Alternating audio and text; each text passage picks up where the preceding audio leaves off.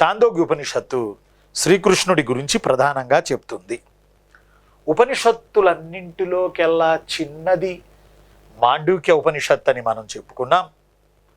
ఉపనిషత్తుల్లోకెల్లా అతి ప్రాచీనమైనది చాందోగ్య ఉపనిషత్తు. ఉపనిషత్తులన్నింటిలోకెల్లా అతి ప్రాచీనమైన ఉపనిషత్తు చాందోగ్య ఉపనిషత్తు. ఉపనిషత్తుల్లోకెల్లా అతి ప్రాచీనమైన ఉపనిషత్తు చాందోగ్య ఉపనిషత్తు. 108 ఉపనిషత్తుల్లో ఇదొకటి.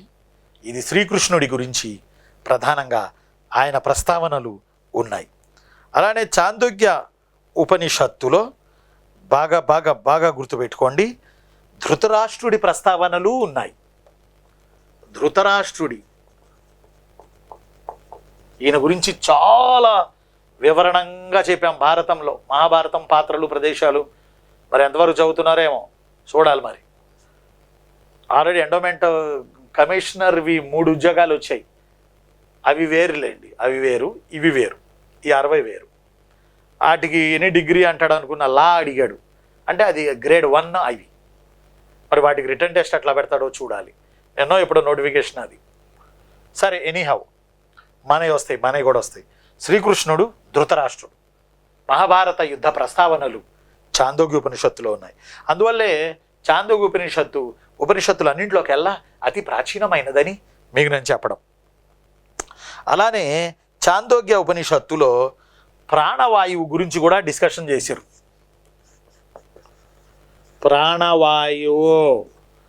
ప్రాణవాయువు గురించి కూడా డిస్కషన్ చేశారు చాందోగ్య ఉపనిషత్తులో.